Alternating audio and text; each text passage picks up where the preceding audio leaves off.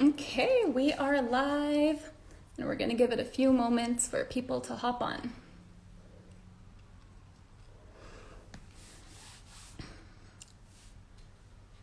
Okay, so hello, people joining.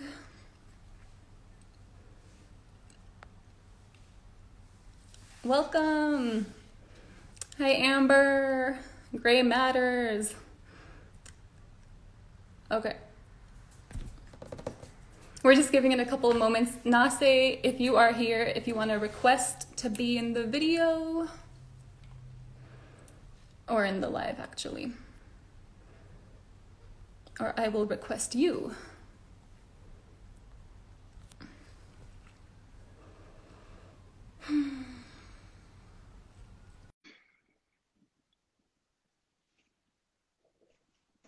Hey, What's up? Hey, Naa-say, good good to see evening. You you. too.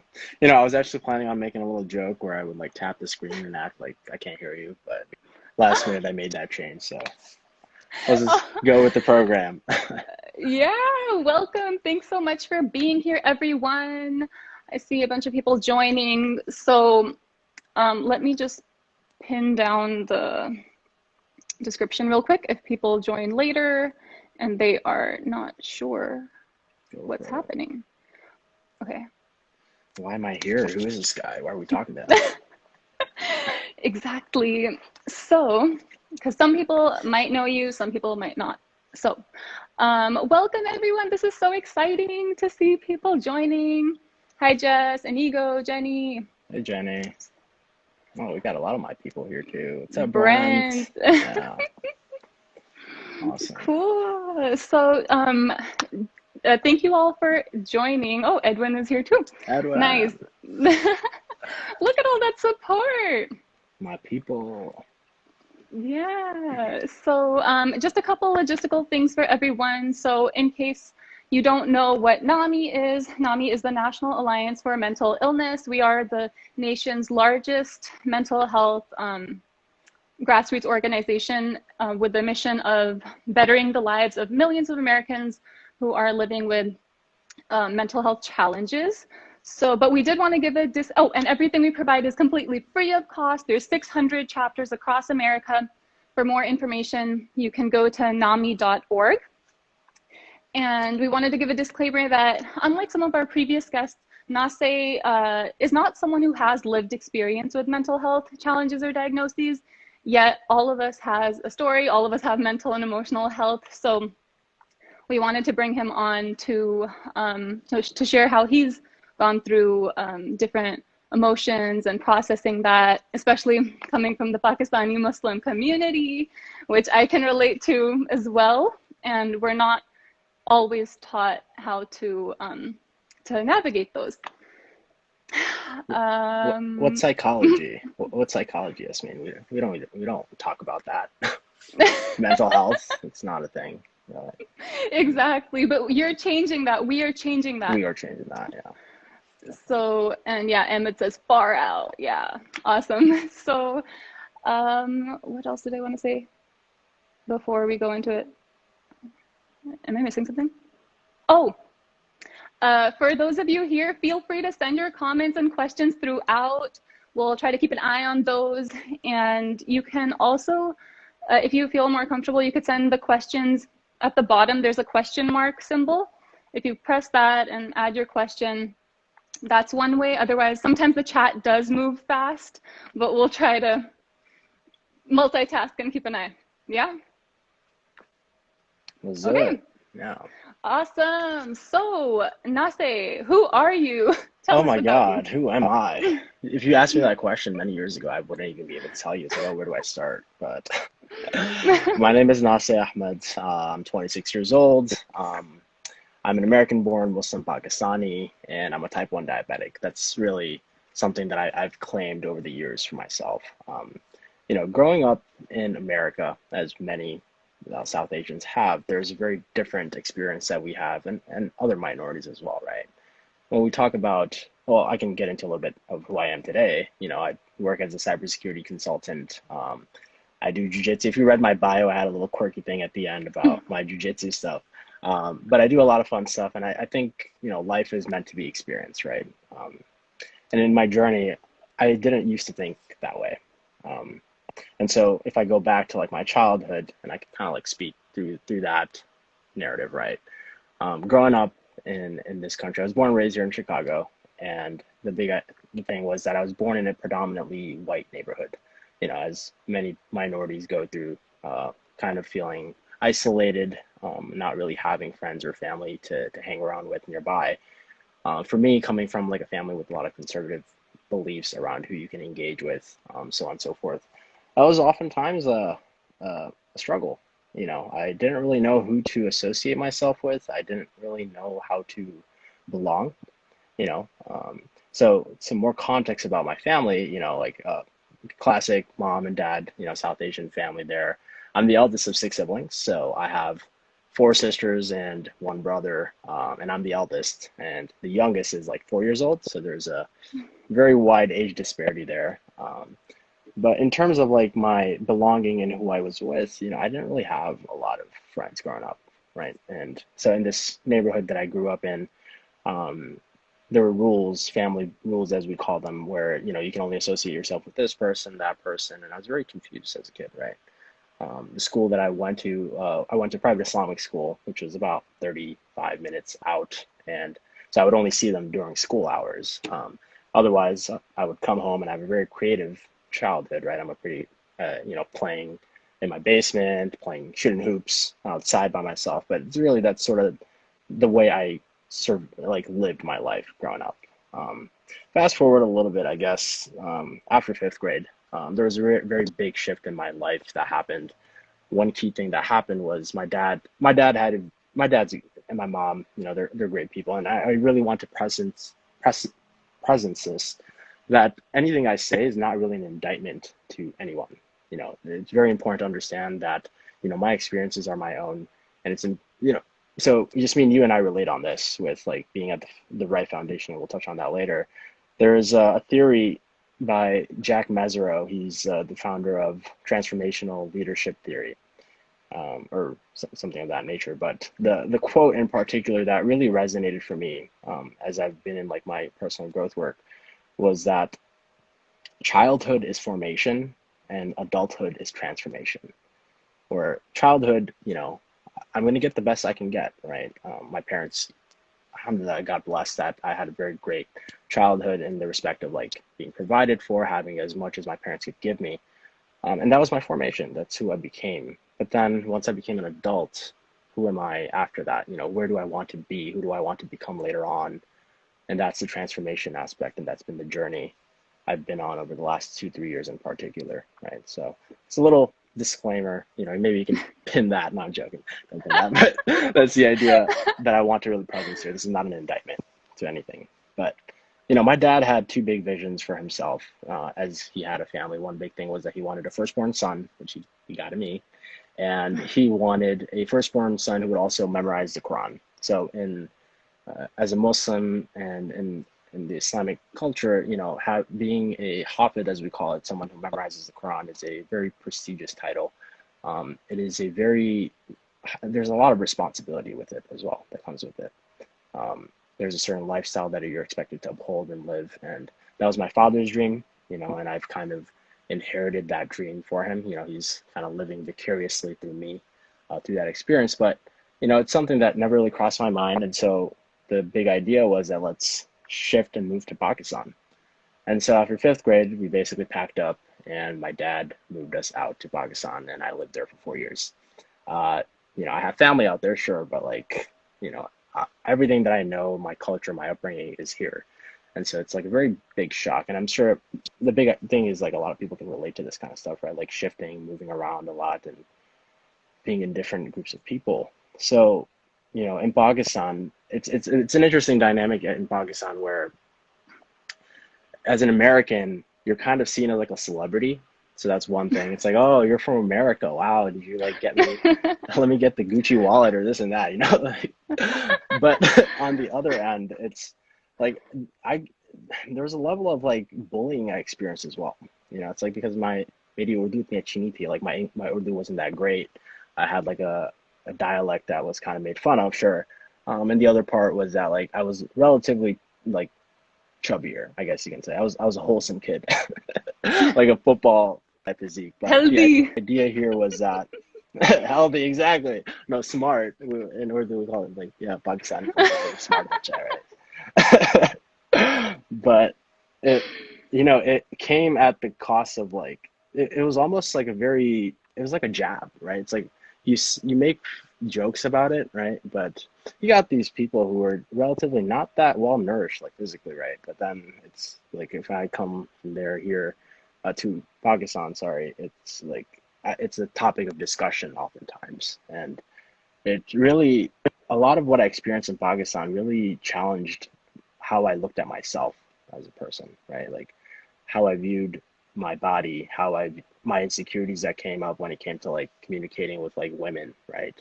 Um, how it came to my relationship with other people, what can I expect from people in the world? And a lot of that was challenged in Pakistan, right? The other aspect is there's a level of privilege I carried. So, of course, having the American title, that's a very high level of privilege. And then my skin complexion, that's another huge level of privilege as well. So, something to be Mm-hmm. mindful there too, right? Um, but when it came to Pakistan, I mean, I experienced certain things that I guess, not too comfortable sharing, but, this was where like my identity kind of became a thing where I was about 15 years old or so. I was in ninth grade, and basically, I'm in school, and I'm at the school. I'm kind of like seen as like a celebrity in a way. It's like, oh, this American kid is at our school, this and that, and all my teachers like loved me for no reason really, like aside from like, oh, this guy's like a go to chicken kid or something. Like, it's like it wasn't had nothing to do with like how smart I was or anything like that. But anyways, this is Mm. when things really shifted for me in like how what I expected from the world. This is when I became diagnosed with type 1 diabetes, and it took me a long time to really recognize how big of an impact it had in my life, right? Um, because it happened, and the very first thing that a lot of people thought was like, wow, how could this have happened to him? Did he eat a lot of sugar? Did he like eat a lot of fast food? All the stigmas that come around it. And, as a kid who has no family history for it, Mm. and just like no relation to that, it was really tough for me to even understand why this happened to me. And so, you know, like my experiences when I was admitted to the hospital, like I was in a very bad condition. It took many weeks for my family to even recognize that this is a serious concern. Or like I had serious body cramps, like headaches, pissing like no other, like just a lot of problems. And to add more context, like my dad, like did not live with us in Pakistan, and I was in Karachi, so Karachi's the place, and so like it's just my mom, my mom and my siblings, and there's only so much my mom can do, right? Especially in a country like that. So eventually, I went to the hospital, and what my experiences came from there, where I was basically admitted to the ICU, and it was kind of like a shock. It was a big shock for me as a 14, 15-year old with people who are like 2, 3 times my age, and some of them are like at the cusp of their life. They're at the end of their life, and like, Mm. I very viscerally remember like two people, one person in particular, this woman talking to her daughter.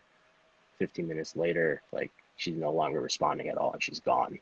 Another experience, like being able to see that kind of stuff, and really thinking to myself, like, do I really belong here? Is this where I'm supposed to be? And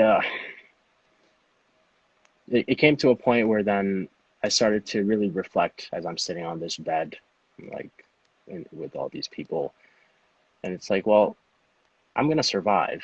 It's manage. I'm gonna have to manage myself on a regular basis, day to day. It's work, it's work, but I can make something of myself, right? I can do something, and that's really when I made a commitment to myself that like I did not want to live a life of mediocrity. Like I wanted to do something, you know.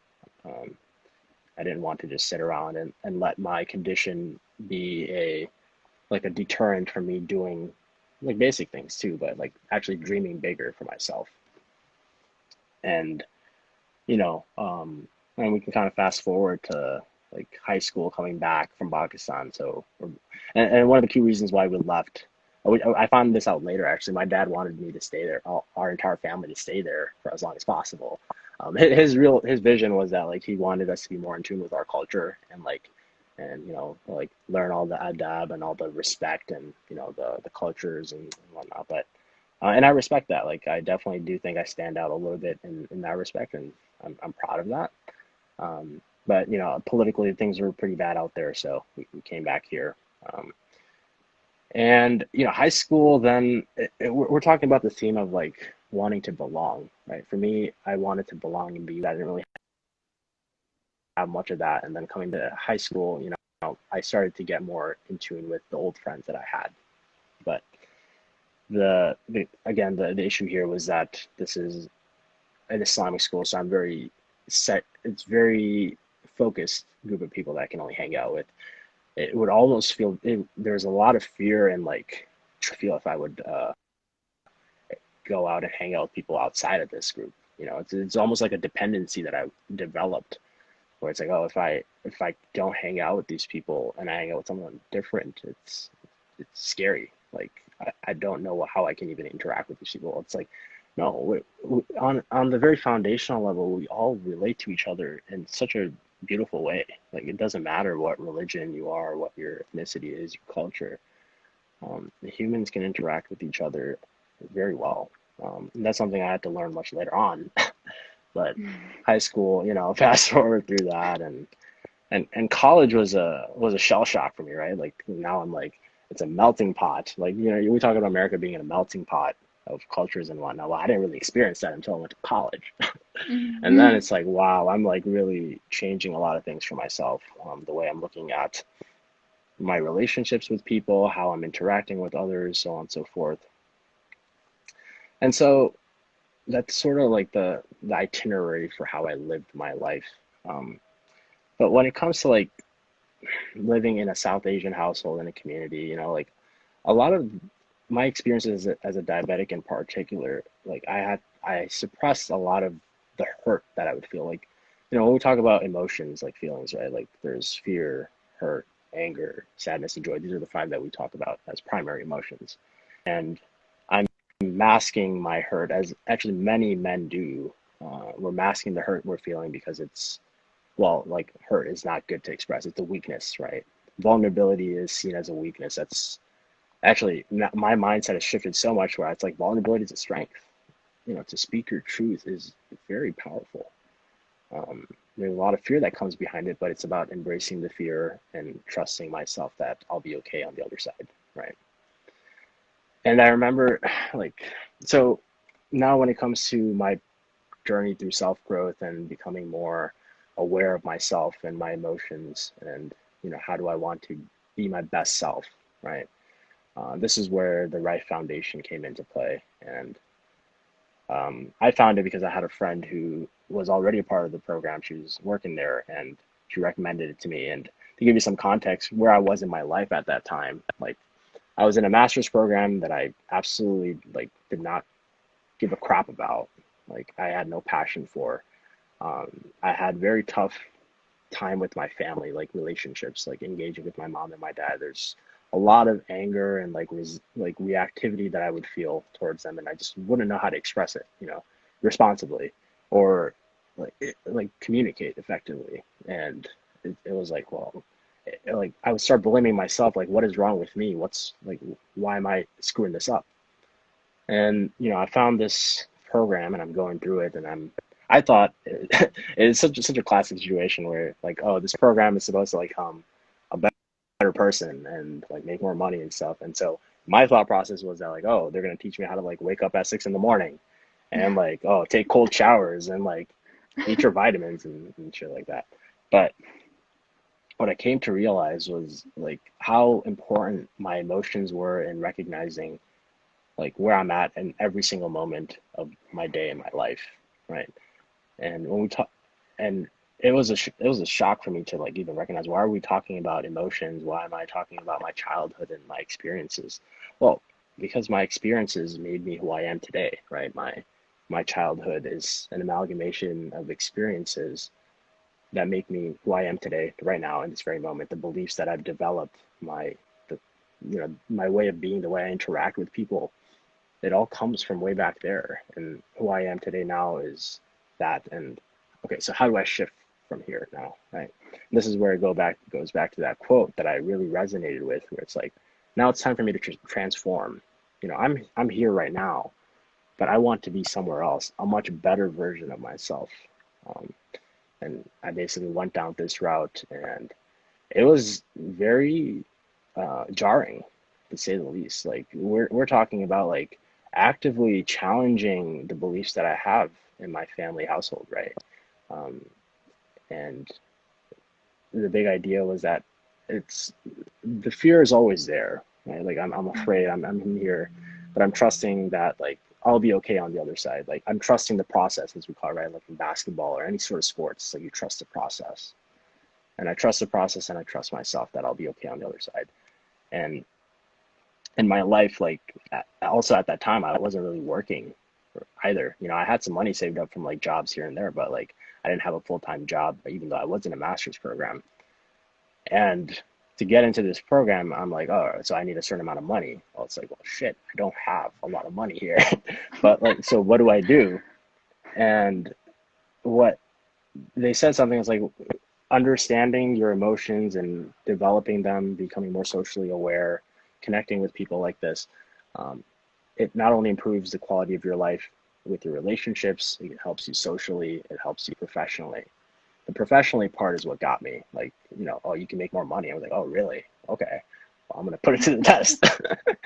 And so I had a very nice credit card with $8,000 credit limit on it. And I was like, all right, I'm going to take a gamble here. I gambled on myself, essentially. It's like, I'm going to take that risk and trust the process. Yep, exactly, Marla. And expect that I will be a better person later than I am today. And through that, it was like a 1 year program, right? And during that process is when I got my first job, and it's a great job. It's the same company that I'm working for right now. But the process for me to even get to that point, I had to go through a lot of like self-development to even, recognize that I'm even worthy of that title or worthy of the money that they're giving me, that kind of thing. There's just so many beliefs around that. And I consider myself like a high performer, someone who does a lot of things all the time, but it wouldn't really, like, who am I doing it for? That's like an internal question I would ask myself, right? Like, who am I really doing it for? Am I doing it for the performance aspect to like help other people, or am I doing it because I genuinely care about what I'm doing? And the self-growth aspect of my life is the first time in my life where I'm actually doing something for myself, not Mm. my school education, not this or that. This and jujitsu, these are like two things that are very personal to me because I made those conscious choices, and I went against the, the the opinions of my family around it. Like, oh, this is a waste of time, a waste of money. You're not really going to get too far with any of this, you know. What you should focus on is getting married. That's what you should be doing. Like that's well, that's kind of like the idea there, right? And and so that's sort of how it's been for me, Yasmin, right? And yeah, exactly, Brent. Who am I doing this for? It's like the nourishment. Like there's a level of nourishment that I need to have in the work that I'm doing. Otherwise, I'm doing it for other people, and that's not going to sustain me long term, right? This came up recent for me in terms of like what I want to do with my life. What's my passion? I'll be honest, like to give you some context about like my profile and stuff. I used to. There was like a year or two where I did some commercial acting and modeling here in Chicago, and then afterwards, and that was a whole another experience. My God, I'd stretched myself so far in that respect, but I learned a lot about myself and like what I'm comfortable with, what I'm not comfortable with. But I also recognize that a lot of it was just like a facade. Like I'm acting, and it's not really myself. Like I don't feel comfortable in anything I'm doing. Like whether I'm going to these shows, these auditions, the people I'm hanging around with, like I can't resonate with any of them. Like this is not where I want to be. Same thing I was doing like on Instagram. Like I would like post photos and whatnot of myself, and I still do. Like it's a creative art, and I do have a passion for it. But I would always think like, what is my end game here? Like, what am I doing this for, right? And I started to disassociate myself from it altogether because it just didn't feel. Um, I didn't feel nourished by what I was doing, and when I got into this self growth journey, it really made me recognize like what really mattered to me, and a lot of it was just like having the comfortability to like speak to you like in front of people, right? Sharing myself. I'm like one of the most common like mistaken beliefs people have.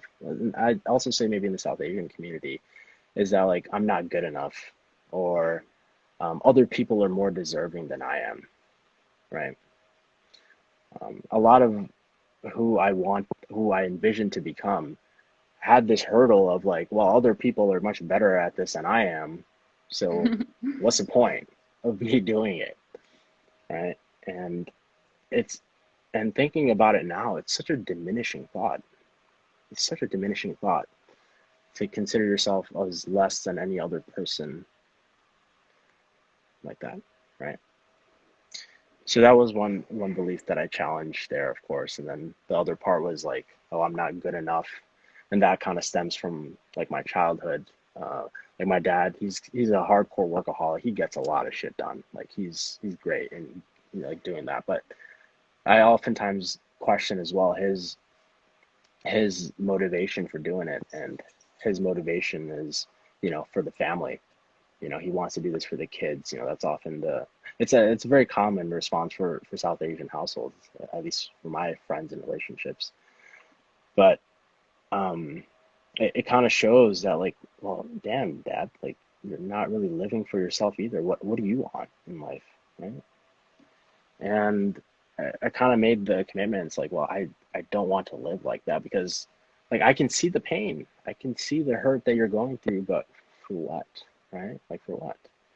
Like like my life as it is. I want to do a lot of cool things for myself. You don't have to keep providing for the family, like busting your ass off on a regular basis like that, right? And so his the great thing that I respect my dad a lot for is that he never forced me to like be something, right? Like the classic thing is like, oh, you want to be a doctor, an engineer, a lawyer, something very stable and financially, you know, respectable, I guess you can say. His thing was that whatever you do, be the best at it. You got to be number one, right? And it's kind of a tall order to uphold as well. Like it's like I almost like even made the joke of like, well, I'd rather be a doctor at this point than than be the best at something. It's a tall order to live up to, especially having a dad who's worked very hard, coming from tough background. Like it's a whole nother game, you know, for him to live the life he's lived, coming here, making a name for himself, making a name for my entire family, right?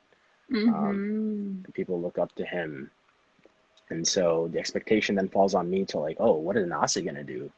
Like, oh, he's his son, like he's probably gonna do way more or something like that. Well, it's like, shit, like I'm kind of like living in his shadow. It's tough to even get to that point because our experiences are so different. I've lived a much more privileged life in respect to how he's lived his life, right? A life of scarcity, back against the wall, like you can only go up. For me, it's like, well, I can go way down. I'm at a very comfortable place in life, just being born in a comfortable neighborhood and family. But like it's kind of like I have to really be intentional with how far I want to go forward. For my dad and many immigrant families, like I've come to realize like it's survival. For them it's survival. And I always think about, and this might be a good discussion to have with someone from the viewers, where why is like being a doctor, a lawyer, an engineer like such a staple career choice for South Asians, right? And I really pondered over that, and like at first glance you can be like, oh well, it's the prestige, right? Like, oh, my son did this, and like look at that. It's like you're living through your child, right? That's one way to look at it. But I wanted to like dig a little bit deeper. I wanted to dig a little bit deeper. Security, yeah, exactly. The other deeper part I wanted to look at was that, like, well, what are these jobs all have in common? The security aspect, you make a lot of good money and stuff, but then what's like the emotion behind it? What's going on there? And I recognize it as fear. At the foundation of it all is fear, survival. That if you don't become one of these things, you're not going to survive. I'm not going to survive. I'm not going to do well in life. I'm going to be living breadcrumb to breadcrumb, you know. And it really made me empathetic, actually. Yeah, it made me empathetic of the situation.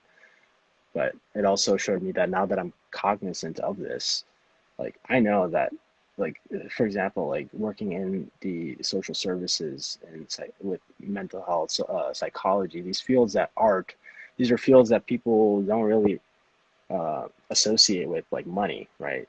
But the thing is, like, you don't get into these jobs for money. You do it because you're passionate about it. I'm speaking here and sharing my story because I'm passionate about it. It's like very self-respecting of me to even be on here and not like saying, oh, I'm not even worth being on this call right now, right? Like, so, um, and the beautiful part is that, like, my story is my story, but we all have a story and a narrative that, when presented with self-respect, is actually very beautiful and inspiring. We can learn a lot from each other's experiences, and I do that very regularly. At the program, I have a great set of allies, who uplift me and keep me up on my toes and call me out on my bullshit, right? Like if I'm like, no, dude, I can't do this, or no, this, that. It's like, no, man, like, you can, that kind of thing. And then, like, tangibly supporting another person that way. We all have a story. Yes, exactly. Um, so So that's kind of a high level overview. Wow, we have 8:32. We still have 20 minutes to go. No, I'm joking. Oh my God. But Wow. yeah, This is just, there's so many pieces that even I'm relating to, and I saw people in the comments resonating as well. And like, how are you feeling right now? I'm feeling a ton of fear. Holy shit. Are you kidding me? No, I feel a lot of fear and joy. Like it's joy because, like, I oftentimes don't, like, in my personal life, I don't have really a platform. I have one now with like very close friends and allies, many of who are actually on this call, but before I didn't really have a platform to really speak and be heard, right? It's like I'm speaking to a wall or something. At least before, no one would really listen or really take it, um, to heart, right? So now for me to be here and obviously see these comments rolling in, all these heart emojis, it's great. Like it's awesome. Um, yeah. Yeah, wow. And earlier someone had said, I didn't want to interrupt you. I'm trying to be a good listener because you're actually really good at holding silence. So I'm like, okay, I'm gonna try to do that in this IG live with you. But someone was like, oh, yeah, I'm your biggest fan, and I thought that was super sweet. Of, I think it was someone named Hassan, to say that, because it's like you doing all of this inner work and rematrixing and transforming and all of that. It just indirectly inspires other people to be more of themselves, and especially for the young South Asian men, I think that you're a great role model just by you sharing and leaning into that fear. It's scary to be vulnerable sometimes. So Thank you. Yeah, I yeah, and appreciate that.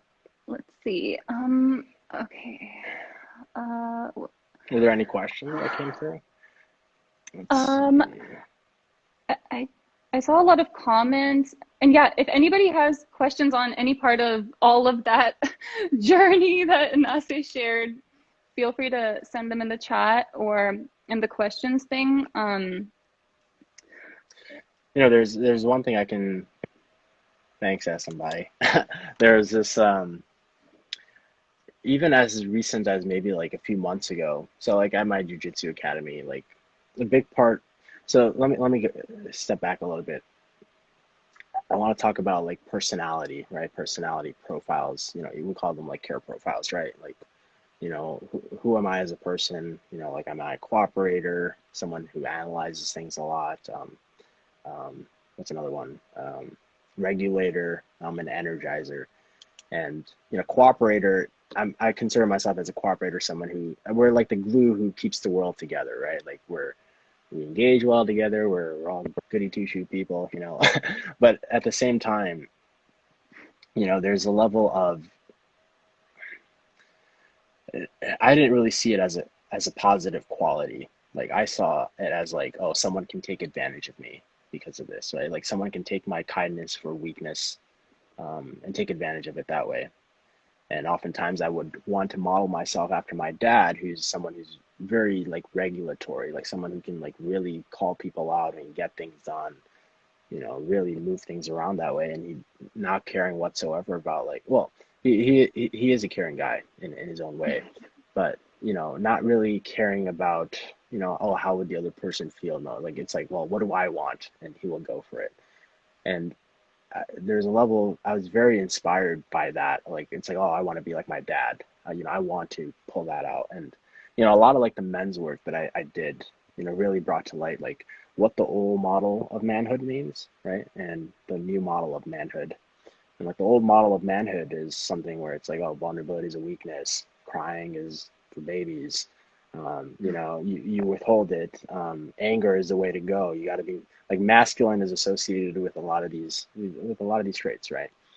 And it's like, well, oh, I want to be more masculine because I fall more into the side of like, oh, I'm a little bit more empathetic. I care a lot more. And like I remember sometimes like my dad would like work with some of his employees, and he'd be like going back and forth with them, telling them what to do, and I'd be like, damn, like that you don't have to yell at him that hard or this and that, and my dad would give me his logic for it, which is it's his own thing, but like it showed that like, oh, I care a lot, right? Like a lot of us care a lot, Mhm. and it can be seen as like a bad thing.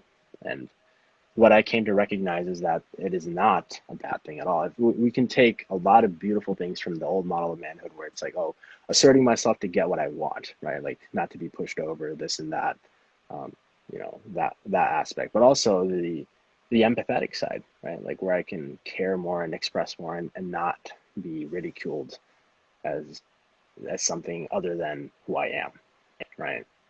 Um, and that has been sort of my understanding now of who I am as a person, where I'm self-respecting, and I see myself as someone who is very caring and whatnot, and also like someone who can also be assertive and be masculine, quote unquote. And that's who I am. Like I don't have to just be this my dad. I don't have to work towards and be like this guy who's like really assertive and angry, right? There's also like this thing where it's like, oh, women like assertive men, this and that, and that's true, sure, in certain respects, but also that doesn't mean I need to like completely throw out my nice guy side, or like just take it and throw it out the window. No, like it's very fundamental to how we connect with people. And I think like connecting with people is a very feminine trait, right? Like the the vulnerability that comes with it and sharing someone's story, that's a feminine trait. And so as a guy, like it was initially tough for me to like reconcile that, like, oh, I'm a guy, this and that, but now recognizing like they come together, and we, man and woman, like we can all have that trait. And so that was a really great insight that I had, and it's been working really great. I've been using it at my job. I use it in my social groups, like with friends and whatnot, and that's sort of how my life has been so far. Then, yeah, of course, like I'm kind of like scratch, like where I'm at today, like 2, 3 years ago, like it's a very different reflection of, I would not feel comfortable speaking like this at all, or like being myself. Like this is me, like this is who I am. Like rather than like, hey guys, welcome to my webinar. Like how's it going? Like no, we're not doing this like performance stuff. Like, Yeah. and so Um, yeah. So, and somebody asked a question a little earlier, like what they said, what made you so vulnerable? ooh, that's a great question. It was actually the first time it happened was when I was in a with a group of men. We got a lot of testosterone going around the room, and we were talking and whatnot, and the leaders are much more in tune with their emotions. But I started speaking about my story, and I got very emotional. Like I started like tearing up a little bit, like what was going on in my life, right? And I noticed how it like shifted the room. Like I'm in a group of men, like I'm talking like 40, 50-year-old guys, and I'm like 26, right? And I start like getting emotional, I got tears in my eye, and I'm like choking as I'm talking on the mic. And once I'm done, I'm looking around the room and like you can see people's like eyes wallowing up and they're like nodding their head because everyone is like relating in their own way, right? Like that's the whole process of like the curious learning. It's like, well, when I speak, you can take some what I'm sharing to your own life and be like, oh, like what's going on there, right? And I think that like really shifted my understanding of like who I am as a person, what my influence is, right? Like my influence doesn't have to be someone who like is very loud and bold and like there's just different ways to go about it, but like my vulnerability is a source of my strength, and a part of like the influence that I carry, this tone of voice that I have and whatnot. This is me. So I hope that answers the question. Yeah. uh, Awesome. And yeah, and then another person had asked about the Wright program, like if you could share a little bit about what exactly you went through, that would be helpful. yeah, sure thing. So the Wright Foundation is it's a foundation for social emotional intelligence and human development. It's basically taking you to the next level in terms of your social awareness. You come in, or I come into the program thinking that I'm going to do a lot of great things, so on and so forth. But then getting this reality check that, like, oh, I need to be cognizant of what's going on in my personal life, my relationship with my family, because at the end of the day, in my childhood, like, that's who I was brought up with, right? Like, who you are as a child is who you are at that very moment before I got into the program. So, recognizing the relationship dynamics that I had there, and then how those relationship dynamics play in my life today, right? Like when it comes to authority, right? This is a good example where it's like, oh, I have issues with like authority figures. Like if someone tells me what to do, or like my boss is an ass or something like that, right? And I have to like think back and see like, okay, that's like a judgment I have of him. But like, where in my personal life does that come from? And then I recognize like, oh, like my dad's pretty authoritative. He'll tell me what to do, this and that, and so I'm transferring my dad onto him, and like recognizing that has like really changed the dynamic in how I engage with people, right? And make better decisions, so on and so forth. Like coming, and so I hope I'm not like derailing off of the original question, but another good like example of this is like if I'm going into a meeting at work, or if I'm about to hang out with a group of friends, right? And I'm in a very like bad mood, so on and so forth. Um, I'll recognize oftentimes that like, oh, some people around me will perceive that, oh, this guy doesn't want to be here with us, or he's like disengaged from the work or something like that. But what I came to recognize is like if I'm in a new setting with people, what was going on with me prior to that, like emotionally, before I got into that room, right? And then I would recognize something like, oh, I got really hurt because, someone said something like that, or I got really angry because this happened, right? And just recognizing that emotion, then recognizing, okay, like how do I shift from this state to another state? Um, and that whole process then allows me to really be with people, right? Like, and not like hijacked, you know. Um, so yeah, the program has really helped me shift a lot of those things, and it's very immersive.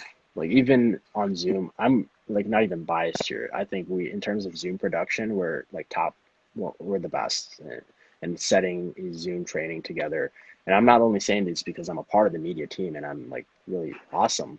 Like, like we're great, but it's truly a testament to like taking feedback from other people, and having an open mind, right? We learn from the trainings on together and really put out uh, a great curriculum that way. So, and you develop such amazing bonds. Like that's the greatest part about it, right? Like, I came into the foundation with like what really attracted me to it was the amount of affirmation I would get from people. Like I come into the room, and they're like, "Hey, Naa-say, welcome." It's not like you don't even know me, bro. Like, who are you? And they're like hugging and well, pre-COVID, like hugging and all that good stuff. And when I finished the initial training, I kind of had an ego, like, oh, I don't need to like do the paid version, right? Like the free subscription 30-day trial is good for me. And so I didn't do that, but what I did do was I volunteered a lot and I stayed within the group. Like I wanted to be with them because I didn't really get a lot of that in my life. I didn't have that kind of connection with people in my personal life. And so I seeked it there. Yeah, I sought it there. And what really shifted things for me was then when I eventually started recognizing the hurt and anger that would come up for me. You know, as a guy, it's tough to like, for me at least in particular, it was tough for me to express that. It would often come off as like very passive aggressive. And a big thing as like a cooperate, like someone who likes to, you know, cooperate and help people. Like I would always do things in terms of volunteering. Like, oh, I want to be the first to do this. I want to do that. You know, oh, you need help? I got you. You know, yeah, both hands are like I'm doing things. But I would recognize that like I'm doing it because I want to be affirmed for what I'm doing, um, right? And that was like a very big realization. It's like, oh, it's a performance again. Like I'm not doing it for myself. I'm doing it because I want people to tell me, oh, good job, Naa-say, pat on the back. And then when I started recognizing like the hurt and anger come up, I didn't know how to like really process that, right? I didn't know how to like, okay, I'm angry right now. You know, as a Muslim, we have different ways to go about it, right? The Sunnah or the way of the Prophet Sallallahu peace be upon him, the recommendation is that like if you're feeling angry, you know, if you're sitting down, stand up. If you're standing up, sit down. If something different, you can lie down. But it's like changing the state physically, and that helps. But oftentimes, it's like for me, it would be like a temporary change in emotion. But if it comes up again for me, then what do I do? Do I do the same thing? I was like, I want to like really deal with this at the source, and that is what like has really kept me going. It's like recognizing that this is like self growth is like a lifelong journey. Like we're always growing as people, right? Like YouTube videos, so on and so forth. I think now in this day and age, like we're more socially aware than we've ever been, you know, and I think a lot of that has to do with the internet. But there's still so much more to do. Like we're scratching Mm-hmm. the surface. We're getting the content, but how am I like applying it to my life? Like truly applying it. And that's not an easy task. There's going to be, you know, firsthand, it's not an easy task. You get into it, you're challenging a lot of things, and people are not going to be happy with you oftentimes. You know, so Yeah. yeah, No, it's so true. Like to change systems, like family systems, break cycles. Rather than just staying in that comfort zone, it requires a lot of like facing emotions and unlearning and all of that rematrixing. So, yeah, I'm like really feeling it in my body right now. I'm just thinking about the fear that I feel of doing this work, but I think it's totally worth it. Um, and yeah, so there was a question in the actual question box. Someone said, "How did older generations react to your struggles with mental health?" um, hmm. Not really. They didn't really react. It's not really a thing per se, right? And that was another thing. It's like, well, I'm doing a lot of this work because I want to have better relationships with family and other people, but oftentimes I'm not going to get the affirmation I want, right?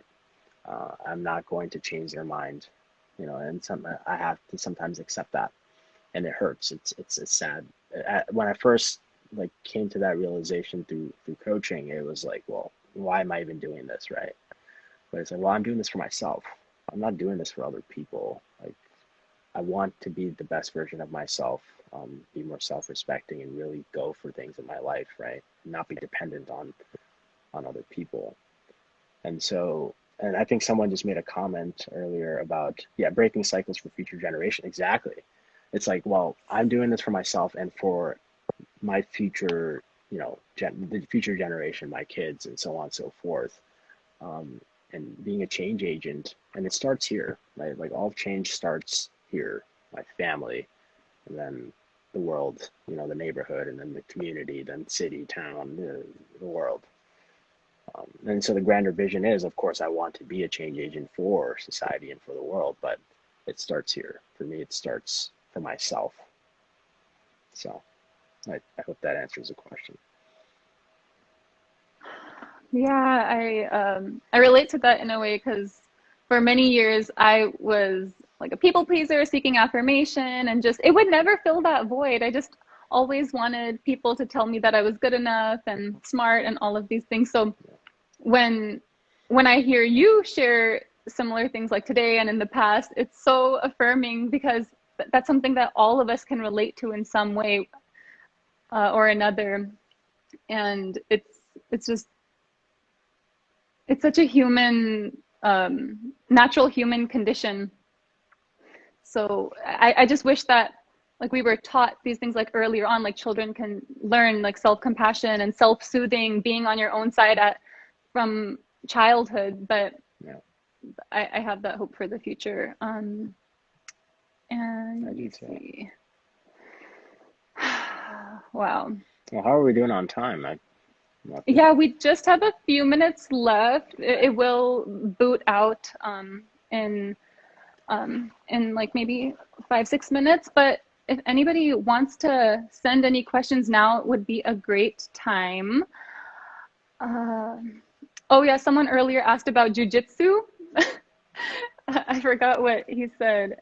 Ahmed, he said, let me find it. Yeah, well, I guess I can preface a little bit about it and maybe find the Hmm. actual question. But yeah, jiu-jitsu came into my life at a time when very statically, like I'm going to the gym, I'm working out, and it's like for guys in particular, it's like, oh, summer is cutting season and the winter is like bulking season, and that's just sort of the cycle of life. And that's sort of how I lived, but I wanted to really be practical about my fitness, right? It's like, well, if something happens to me, if I ever get into some sort of fight, I don't know how to do anything. Like I've only watched movies and stuff. I'd be like, yeah, shine, I can do something, but like I don't know how to hold my own, right? And so I wanted to be more intentional with my fitness and self defense, right? And then I got into the UFC gym and I learned kickboxing, all that stuff. But then I got into jiu-jitsu from there, and that's where from there on, I've been doing jiu-jitsu almost exclusively for about 4 years of my life.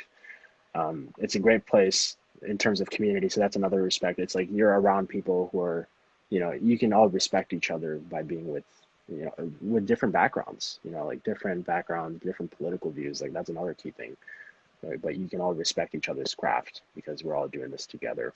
Also, like when you're choking people out and there's a lot of like hugging going on, like you kind of tend to build bonds with people. It just, I don't know what the science is behind it, but there's clearly something there. um, so yeah, and that's another part. It's like, to get a black belt, it's anywhere between 8 to 10 years of your life. And that's like another thing. That's like, oh, I want to like, I have like this thing where it's like, oh, I want to be like different, right? And it's like, oh, I want to be part of this like exclusive club of people. And so that's sort of the journey I've been on. So I got maybe what 4 or 6 more years to go. So we'll see. Nice. We'll see. Super cool. And then another person asked, how has religion affected your life experiences? Ooh, leave it to my sister. Leave it to my sister to ask a very, Oh, that's your sister. very straightforward question like that. Oh, all right. Let me read that again. I don't know. How has religion affected your life experiences? Oh man. Well, I mean, I told you, right? Like a big part of that was for me, like religion. This is like pretty personal, where it's like religion was kind of like a performance for me. Like I'm doing it because that's just sort of what I'm expected to do, right? Like I memorized the Quran. Like it's not something that a lot of people do. Like in this book that's like 600 plus pages, spending 2.5 years doing that. Like it's a tall order to accomplish, and you would expect that, like, oh, because you're memorizing and so on and so forth, you develop more closeness. Well, sure, maybe for some people, but for me, it definitely like didn't like chime well at all. There's just a lot of, I saw a lot of different things that were, you have like an image of like what religion should be, or like the people uh, sharing religion, but then when you see like the dark side of it, which I did a lot in Pakistan, like it really just put a bad taste in my mouth. And so there was a level of reactivity I had about it. Of course, like this is about the people, not the faith itself, the people practicing it, right? And so um, it didn't play too big of a part in it. But as of late, in particular, I've been much more. The journey that I'm on now is that like I recognizing like why am I even Muslim, right? Like, what is my relationship with being a Muslim and whatnot? And it's who I am. I identify as that, of course, and I know quite a bit about it. I mean, I teach like a Sunday school for teenagers about the Sirah, which is basically the life of the Prophet Sallallahu Alaihi Wasallam, and what he's gone through in his life, and but taking his life experiences, and applying it to our life today. Like what can we take and extract, um, and that has like really helped me like really recognize like what does faith mean to me. Faith is not a performance. Like faith for me has to be something where I genuinely feel a closeness to God when I'm praying, and I can feel like I'm a part of this faith, the divinity aspect of it, through being a good person, or it's like engaging in my community, doing work, being a good family member, being a good husband and wife. Like these are ways to you call it, like pray to God, affirm that aspect. So that's sort of the idea. Yeah. Now I'll leave it at that. Yeah, that's a whole nother That's a whole nother conversation to ball unpack. game. Thanks a Whew. lot, Medea. God dang. Oh, I love it. And okay, we have a few minutes, but somebody else sent in the thing. Can you tell us your skincare routine? Mashallah, you got good skin, bro. That's what they said. Change your bed sheets from time to time. It's very important. Eating good foods. Taking a shower. I don't know. Like I use like a face cleanser maybe once a week or so, and yeah, that's really. Oh, I don't touch my face a lot, so that's another thing. I did notice that can be a problem, even though I'm touching my chin, but my face. Yeah, don't touch your face. But yeah, I hope that helps. I love that. I love all these different questions. Wow. Yeah, this was a lot that you shared, and these conversations will continue. I'm sure if anyone here, you can just message Naa-say if you want to learn more about the Wright Foundation, or just talk, right? They can Yeah, message you. absolutely. Shoot me a DM. No problem at all. But no, Just telling everyone. yeah, no, I really want to thank you though for like facilitating a space for me to even do this, right? Like a big part of my vision over the last couple of years was that like, oh, I want to be more out there and like speak about myself, right? And I had a ton, like even sharing with the world like that I was diabetic. There's so many beliefs around that in and of itself. It's like, oh, people are gonna look at me like, oh, this guy's like looking for sympathy, or like, oh, like what is that? It doesn't really matter that much, so on. So I like very pessimistic attitude that I had towards the response I'd get. In reality, I got like the most overwhelming response anyone could ever get in terms of like support and affirmation. And so that was a huge shift for me. But of course, like it's not a one-off thing. It's the game is to be consistent with it, right? And so this has been really awesome for me. So thank you, Yasmin. And Yeah, no, keep the thank train rolling. you. Yes, I appreciate you so much. You inspire me. You give me hope. And everyone who tuned in, really appreciate you taking time out to join us.